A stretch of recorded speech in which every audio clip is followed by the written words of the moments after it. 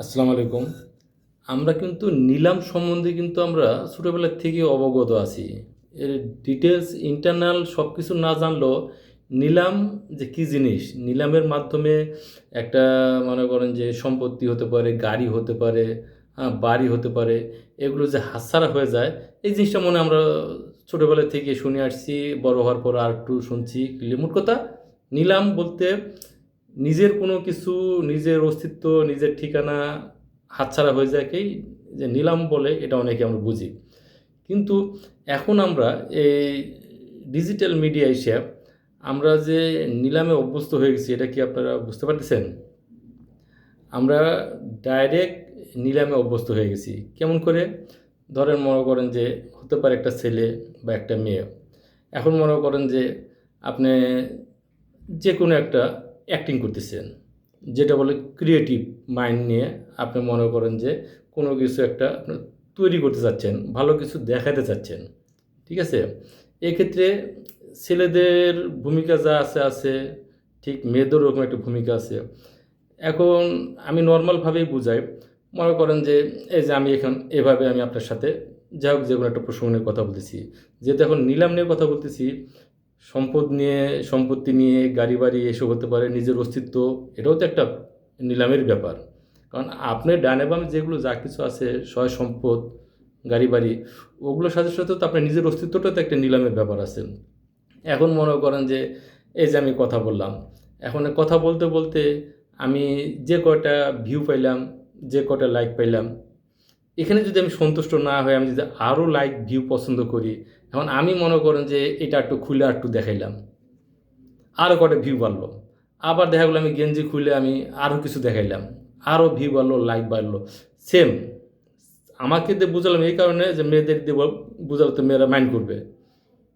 এই যে এইভাবে আমরা যে আমাদের নিজের অস্তিত্বগুলো যে বিলাই দিয়ে নিজের অস্তিত্বকে মনে করেন যে নোংরা পর্যায়ে নিয়ে আমরা যে ভিউ আর বাড়াইতেছি, আমরা যে নিজেদেরকে নিলামে তুলতেছি, আসলে ওই জিনিসটা আমরা মনে হয় যে ছোটোবেলা আমরা নিলাম নিলাম শুনছি। এই নিলাম নিলাম যে এখন যে চোখের সামনে যে প্রতি ঘন্টা মিনিটে মিনিটে যে আমরা এই নিলামের বিষয়বস্তু যে এইভাবে যে আমরা ফেস করব, তা মনে হয় মানে নিলাম যে আইটেমটা যে বাংলাদেশে তৈরি করছে, যে মনে করেন যে অর্থনীতিবিদ হতে পারে বা কোনো একটা গুরুত্বপূর্ণ পার্সন অবশ্যই নিলাম কার্যক্রমটা শুরু করছে, সেও মনে হয় জানতো না যে এই যে ফেসবুক বা ইউটিউবের মাধ্যমে বা এই যে ধরনের যে ডিজিটাল মিডিয়ার মাধ্যমে আমাদের ভবিষ্যৎ প্রজন্মের ছেলেরা বা মেয়েরা নিজেকে যে কিছু ভিউ বাড়ানোর জন্য যে এইভাবে সারা শরীর খুলে দিয়ে যে মনে করেন যে এত অঙ্গভঙ্গি দেখাবে, নিজেদেরকে নিলামে তুলবে, এটা মনে হয় যে বেটায় নিলাম পদ্ধতি চালু করে গেছে সেও জানতো না। সেও, আমি শিওর, 100% শিওর সে জানতো না যে এই গাড়ি বাড়ি এইসব জিনিসে যেগুলো নিলামে তোলে, এগুলোর সাথে যে ভবিষ্যৎ প্রজন্মের ছেলেরা মেয়েরাও যে এরকম নিলামের একটা বস্তু হয়ে যাবে, কিছু ভিউ বাড়ানোর জন্য, কিছু লাইক শেয়ার বাড়ানোর জন্য যেরকম নিজের শরীর দেখাবে, এরা মনে হয় এই সে পাবলিক এটা জানতো না। জানলে মনে হয় এটা অন্য অপশন তৈরি করে ফেলতো। যাই হোক, যাই কিছু বললাম কেউ মাইন্ড করেন না। যদি সম্ভব হয় নিজেকে সুরক্ষা করেন, যদি সম্ভব হয় নিজেকে কন্ট্রোল করেন। কারণ নিজের অস্তিত্ব বিলিয়ে দিয়ে, নিজের অস্তিত্ব মানে ধূলিসাৎ করে দিয়ে আপনি ভিউ বাড়াবেন, এই ভিউ দিয়ে কী করবেন? কয় টাকা আসবে? কয়দিন খাবেন? নিঃশ্বাস বাইর হয়ে গেলে পরে কী করবেন? তখন এই টোটাল ভিউয়ের হিসাব দিতে হবে।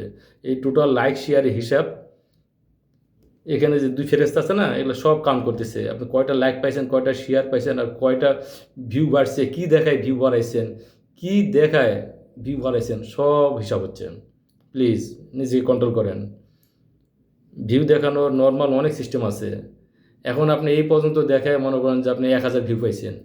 এই পর্যন্ত দেখাবেন, না হয় ৩,০০০ ভিউ হবে। আরও দেখাবেন ৫০,০০০ ভিউ হবে। সব কিছুর একটা লিমিট আছে। সব দেখানো হয়ে গেলে তখন কি দেখাবেন? যখন সব দেখানো হয়ে যাবে তখন কি দেখাবেন? প্লিজ নিজেদের কন্ট্রোল করেন। মরতে হবে সবাইকেই। অবশ্যই মরতে হবে। সেই দিক চিন্তা করে নিজেকে কন্ট্রোল করেন। যদি সম্ভব হয় শেয়ার করে দেন, লক্ষ মানুষ জানুক। ১,০০০ লোক যদি দেখে, ৩ জন লোক, ৫ জন লোক যদি নিজেকে কন্ট্রোল করে, এই সবের ভাগিদার কিন্তু আপনিও হবেন। শেয়ার করেন প্লিজ। আসসালামু আলাইকুম।